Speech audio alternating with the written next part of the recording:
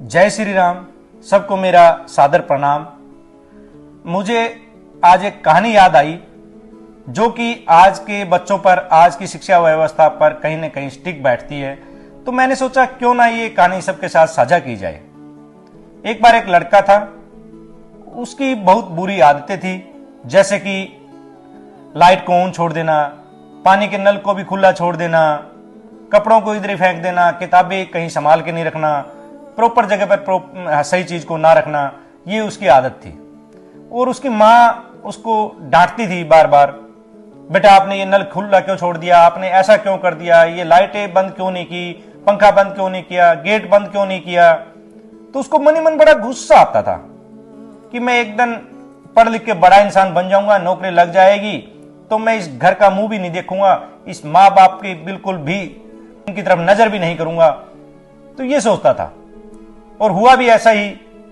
जब उसकी पढ़ाई पूरी हुई तो एक बड़ी कंपनी से, मल्टीनेशनल कंपनी से उसके पास इंटरव्यू लेटर आता है।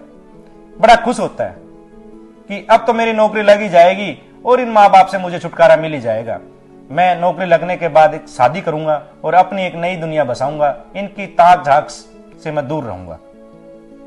जब वो इंटरव्यू देने के लिए जा रहा था तो उसकी माँ ने पूछा, बेटा कहाँ जा रहा है? तो बोला, माँ मैं एक कंपनी में इंटरव्यू देने जा रहा हूं। तो माँ ने उसे बताया, बेटा कंघी सही से करो, ये आपका कॉलर सही नहीं है, कॉलर को सही करो, आपने सेव नहीं की है, सेव करो। तो उसको बड़ा गुस्सा आया, ये मेरे को बार बार टोकती है।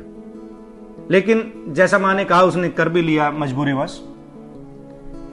तो जैसे वो कंपनी में जाता है तो देखता है कि गेट खुला पड़ा है, कोई गार्ड नहीं है, कोई देख रेख करने वाला नहीं है, आधा गेट बंद आधा खुला। तो उसने क्या किया, सोचा कि चलो मैं गेट बंद कर भी दूं। तो उन्हें गेट को बंद कर दिया प्रॉपर तरीके से। आगे गया, देखता है कि रोड के रास्ते पे ही एक पाइप को चल रहा था। तो उसने क्या किया, उसको उठाया और साइड में जो पार्क था उसमें कर दिया उसको। तो वो पानी पार्क में जाने लग गया। अब आगे गया तो देखता है कि गैलरी में पंखे भी चल रहे हैं, लाइटें भी जल रही है और कोई नहीं बैठा। तो उसने सोचा क्यों ना मैं ये पंखे बंद कर दूं और एक दो लाइटों को भी बंद कर दूं, ताकि कहीं ना कहीं हमारी एनर्जी बचेगी। तो उसने वो बंद कर दिया। अब अंदर जब रूम में गया, बहुत सारे लोग बैठे थे वहां। उसने देखा कि जो बॉस चेयर थी वहां पे, जो शायद हो सकता है इंटरव्यू लेने वाले की हो, तो वो भी ऐसे मुड़ी हुई थी। तो उसकी बैक साइड फ्रंट साइड में थी। तो उसने सोचा चलो मैं इसको भी सही कर दूं। उसने उसको सही कर दिया और देखा कि पायदान कहीं पड़ा है, पर्दे हैं वो कहीं उलझे हुए हैं, तो शायद हो सकता है कोई यहाँ पीएनवीएन ना आया हो, कोई सफाई वाला। तो उसने वो सब चीजों को सेट कर दिया।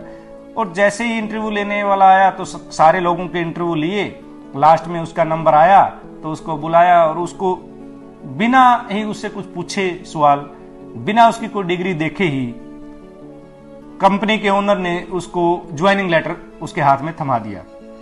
और जिस पोस्ट के लिए उसको बुलाया गया था उससे भी हायर पोस्ट पे लगा दिया गया और सैलरी भी जो डिस्कस की गई थी उससे 5,000 रुपए ज्यादा लगा दी गई।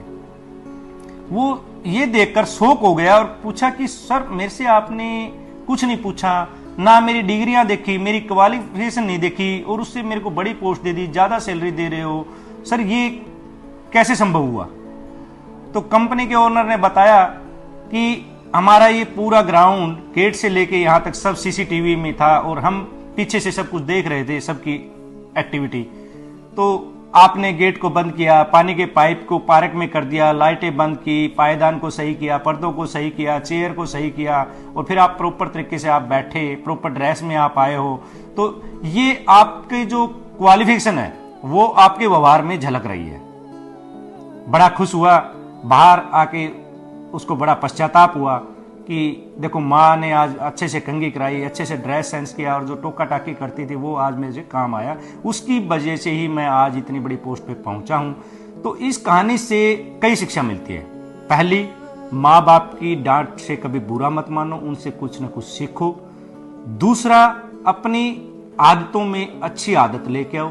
तीसरा जो अहम मैं बताना चाह रहा हूं, आपकी जो क्वालिफिकेशन है वो आपकी डिग्रियों में नहीं है, आपके व्यवहार में झलकती है। आपका व्यवहार ही आपकी क्वालिफिकेशन को बताता है। तो डिग्रियों से ज्यादा महत्वपूर्ण है तो वो उसका व्यवहार है। जय श्री राम, जय भारत माता।